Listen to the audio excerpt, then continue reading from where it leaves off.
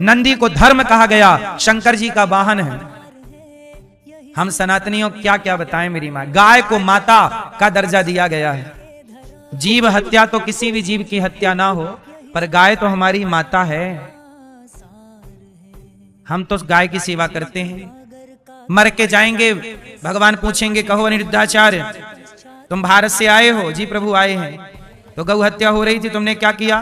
प्रभु हमने तो सरकारों से कहा था ना करो, मोदी जी से कई बार अपील की कि गौ हत्या रोक दो, अब मोदी जी नहीं रोके तो हम क्या करें? और हम तो गौशाला में गाय की सेवा करते रहे हैं। अब पूरी जवाबदेही फिर मोदी जी की है कि काहे नहीं रोक रहे हैं गौ हत्या। भगवान फिर मोदी जी को ही पकड़ेंगे, आओ तुम कोपचे में बताओ, तुम प्रधानमंत्री थे, काहे नहीं गौ हत्या बंद किए? क्यों भाई? सवाल हमसे भी पूछा जाए और यहाँ जितने लोग हो ना, आप सबसे पूछेंगे भगवान, क्यों भैया गौ हत्या हो रही थी तब तुम कहां थे? लोकेशन दो अपनी, क्या कर रहे थे? कुछ नहीं। आप कहोगे नहीं कुछ नहीं, हम तो देख रहे थे तमाशा। आओ फिर तुम्हें भी तमाशा बनाएंगे। भगवान ने नंद बाबा को वरुण देवता ले गए, भगवान ने सबको वैकुंठ का दर्शन कराया। आज भगवान ने बांसुरी बजाई, गजब की बांसुरी बजती है वृंदावन वसैया की। करो तारीफ मुरली की, या मुरली के बजैया की। जहाँ चलता ना काम तीर और कमानों से, वहाँ बातें होती मुरली की तानों से। आज बांसुरी बजाई कन्हैया ने, बुलाया राधा। अच्छा, रोज बांसुरी बजाते थे भगवान गाय के लिए। जब भगवान गैया चराने जाएं और बांसुरी बजाए ना, तो सारी गैया दौड़ के आ जाए। तो बांसुरी बजाए आ गई, चलो आगे आगे कन्हैया, पीछे पीछे गैया चल रही है। ये कृष्ण है जो गाय की सेवा करने के लिए प्रकट हुए हैं। विप्रधेनु सुर संतहित लीन मनुज अवतार। हम सनातनियों में गाय का स्थान भगवान से भी ऊपर है। अच्छा, आपका गोत्र है कि नहीं? किस किस का गोत्र है? जिसका है वो हाथ उठाओ। आपका गोत्र नहीं है? क्यों आपका गोत्र नहीं है बेटा? तो काहे नहीं हाथ उठा रहे हो? मैया आपका गोत्र है? चलो बताओ गोत्र कहां से आया? गोत्र में त्रा हटा दो, क्या बचा? गो। बोलो हाँ। जो आपका गोत्र है वह गोत्र भी गौ माता से ही है। हम सनातनियों के लिए गाय कितनी बड़ी बात है। हमारे यहां एक बेला का नाम गाय के नाम से है। बताओ वो कौन सी बेला है? कौन सी बेला? गौधूली बेला। हमारे यहां एक समय को गाय के नाम से, शाम को क्या बोलते हैं? जब सूर्य अस्ताचल की ओर होते हैं, सूर्य अस्त जब हो रहे होते हैं और बादलों में लालिमा छाई होती है सूर्यास्त की, उस बेला को गौधूली बेला कहते हैं। बताओ गौधूली बेला क्यों कहते हैं? क्योंकि उस समय सबके घरों में गाय प्रवेश कर रही होती है। उस समय मतलब आज के 25-50 साल पहले हम भारत के सब घरों में गौधूली बेला में गाय चर के जंगलों से तो गाय आती थी, तो उस बेला का नाम गौधूली बेला है। इतना स्थान गाय का। गौधूली बेला गोत्र, गाय का बेटा नंदी। संविधान की कॉपी देखना, संविधान के पहले पन्ने में नंदी का चित्र बना हुआ है। सेंगाल में जो नई संसद में मोदी जी ने स्थापित किया, उसमें नंदी का चित्र है। नंदी को धर्म कहा गया, शंकर जी का वाहन है। हम सनातनियों क्या क्या बताएं मेरी मां। गाय को माता का दर्जा दिया गया है। बोलो हाँ।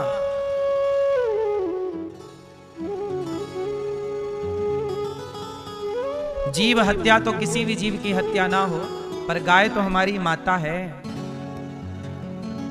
हम तो गाय की सेवा करते हैं। मर के जाएंगे, भगवान पूछेंगे, कहो अनिरुद्धाचार्य तुम भारत से आए हो? जी प्रभु आए हैं। तो गौ हत्या हो रही थी, तुमने क्या किया? प्रभु हमने तो सरकारों से कहा था ना करो, मोदी जी से कई बार अपील की कि गौ हत्या रोक दो, अब मोदी जी नहीं रोके तो हम क्या करें?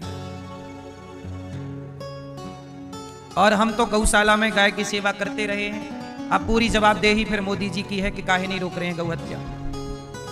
भगवान फिर मोदी जी को ही पकड़ेंगे, आओ तुम कोपचे में बताओ, तुम प्रधानमंत्री थे, काहे नहीं गौ हत्या बंद किए? क्यों भाई? सवाल हमसे भी पूछा जाए और यहां जितने लोग हो ना, आप सबसे पूछेंगे भगवान क्यों भैया गौ हत्या हो रही थी तब तुम कहां थे? लोकेशन दो अपनी, क्या कर रहे थे? कुछ नहीं। आप कहोगे नहीं कुछ नहीं, हम तो देख रहे थे तमाशा। आओ फिर तुम्हें भी तमाशा बनाएंगे। तो हम तो देखो गौ हत्या के लिए बोल भी रहे हैं, मोदी जी से प्रार्थना है कि मोदी जी गौ हत्या बंद कर दीजिए। आप सब भी बोल दीजिए एक बार, ताकि जब जाओगे भगवान से कह तो पाओगे कि हमने भी बोल दिया था मोदी जी को। रखो भी घर में 2-4, घर में रखो भी और बोलो भी, दोनों काम होने चाहिए। इसलिए तो भगवान ने हमसे जो पूछना है पूछेंगे, तो हम तो देखो अपना जवाब सबमिट करना ही पड़ेगा। तो अभी से जवाब तैयार कर लो, बोलो हाँ या ना। जवाब दाखिल तो करना ही पड़ता है ईश्वर की अदालत में। जवाबदेही तो हमारी और आपकी है कि नहीं? बोलो हाँ। अटल जी चले गए भगवान के घर। अटल जी हैं कि गए? अटल जी से भगवान पूछ रहे होंगे बताओ गौ हत्या की के बंद की कि नहीं? अब वो भी चुपचाप बैठे होंगे वहां। इंदिरा गांधी जी भी भगवान पूछ रहे होंगे आ गई हो, चलो बताओ गौ हत्या बंद किया कि नहीं? इंदिरा गांधी जी ने तो वादा किया था संतों को कि हमें राष्ट्र प्रधानमंत्री बनाओ, हम गौ हत्या बंद करेंगे। इंदिरा गांधी जी ने बोला था, संतों से वचन, संतों को वचन दिया था। स्वामी श्री कृपात्री जी को कहा था कि हम गौ हत्या बंद कर देंगे प्रधानमंत्री बनते। तो संतों ने खूब सपोर्ट किया था उनका कि आप इनको वोट दो।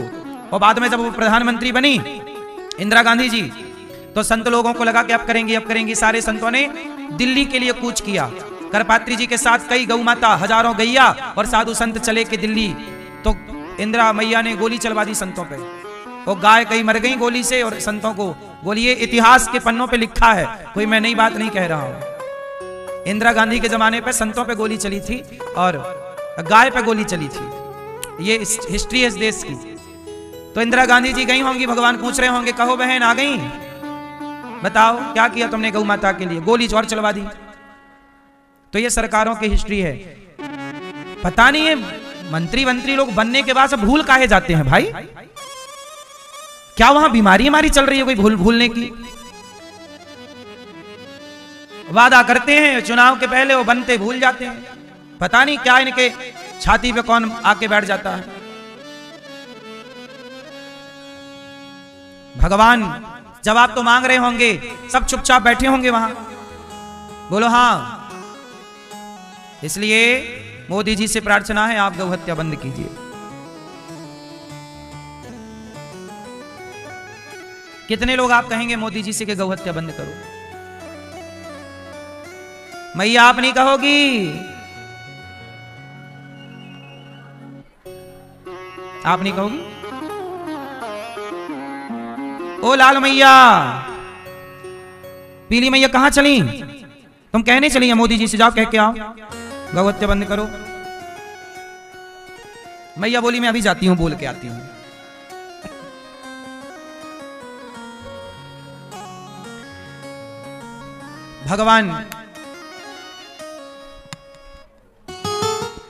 भगवान आज सारे गोपियों को अर्थात ग्वाल वालों को सबको बैकुंठ का दर्शन करा रहे हैं और वृंदावन की महिमा बता रहे हैं। बैकुंठ से श्रेष्ठ ये वृंदावन है। बैकुंठ से श्रेष्ठ क्या है? वृंदावन। वृंदावन सावन नहीं नंदगांव सा, वृंदावन सोवन नहीं नंदगांव सो गांव, और वंशी वट सो वट नहीं कृष्ण नाम सो धन्य है ये वृंदावन, जहां भगवान प्रेम से दर्शन दे रहे हैं अपने भक्तों को। हाँ अच्छा देखो, एक छोटी सी कथा याद आ गई, कहो तो सुना दो 2 मिनट की। एक केवट था, सुनना मैं किस बात के लिए कथा सुना रहा हूं आप लोग बताना सुनने के बाद। एक केवट था, नाव में 10 लोगों को बिठाया और नाव चली उस पार। अब केवट चला रहा है नाव, नाव पहुंची बीच नदी में। संयोग देखो, बीच नदी में नाव में छेद हो गया। राम जाने पानी कहां से आने लग गया और नाव भंवर में फंस गई। अब केवट ने देखा कि नाव डूबने वाली है, तो यात्री तो चिल्लाए। केवट ने छलांग मार दी और केवट छलांग मारा। सारे यात्री जो 10 लोग थे, सारे यात्री बेचारे डूब गए। केवट ने छलांग मारी तो केवट भी मार तो जरूर दिया छलांग, उसे तैरना भी आता था, लेकिन फिर भी वो भंवर में फंस गया और वो भी बेचारा मर गया। तो 10 यात्री मारे गए और एक केवट मारा गया। ये 11 लोग पहुंचे भगवान के पास, तो यमराज जी के पास। तो यमराज जी ने कहा कि ये जो 10 लोग हैं ये गंगा जी में मरे हैं, क्योंकि वो नाव कहां डूबी थी, घटना गंगा जी की है। तो यमराज जी ने कहा कि 10 लोगों को तो भेज दो बैकुंठ, क्योंकि गंगा जी में मरे हैं तो इनकी तो मुक्ति हो गई, लेकिन एक केवट को नरक में डालो। केवट बोला, वाह प्रभु, मैं भी तो गंगा में मरा हूं, मेरे साथ अन्याय क्यों, मेरे साथ अन्याय क्यों? अब आप बताओ कि केवट को यमराज जी ने नरक भेजने की आज्ञा क्यों दी? दिमाग लगाओ क्यों, जबकि वो भी गंगा में मरा है, सबकी मौत डूबने से हुई है, एक ही तिथि पर हुई है। 10 लोग जाएंगे बैकुंठ और एक केवट जाएगा नरक, क्यों है? दिमाग लगाओ क्यों?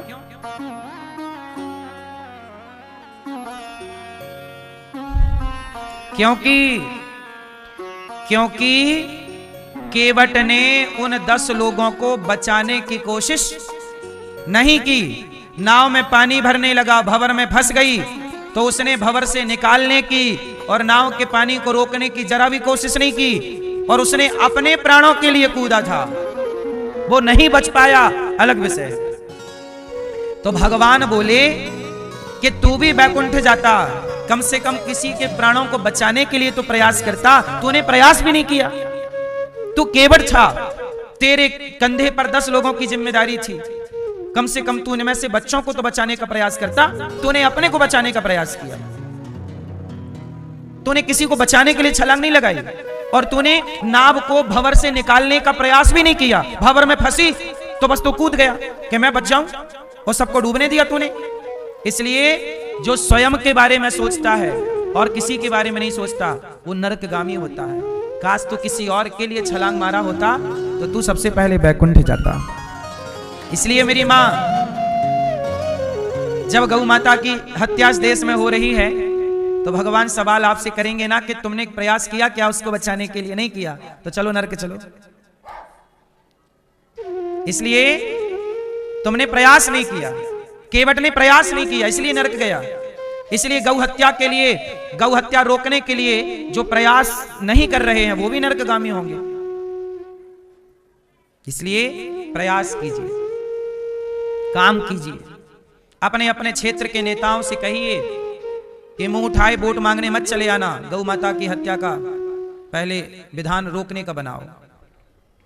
ऐसा ये कथा इस गौ माता के प्रसंग की थी, इसलिए मैंने ये कथा सुना दी आपको कि देखो ये होता है कि हम अपने लिए सोचते हैं ना, तो हम नरकगामी होते हैं।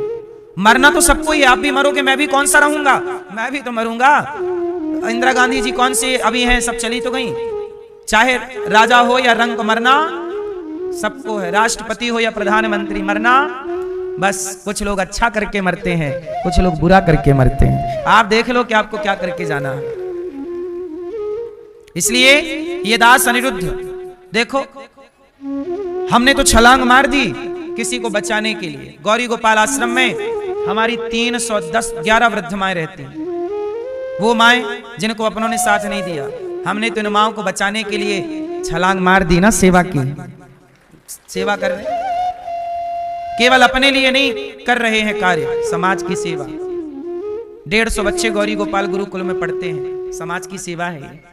मैं तो अपने जवाब तैयार किए बैठा हूं कि मरूंगा तो भगवान पूछेंगे क्या क्या करके आया है, पूरी लिस्ट थमा दूंगा, प्रभु ये सब काम किया हूं। कुछ आप भी लिस्ट तैयार कर लेना मेरी माँ, क्योंकि जवाब सबको देना है, बचा कौन।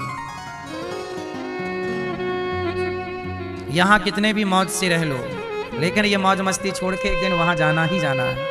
इस सच्चाई को कोई भूले ना।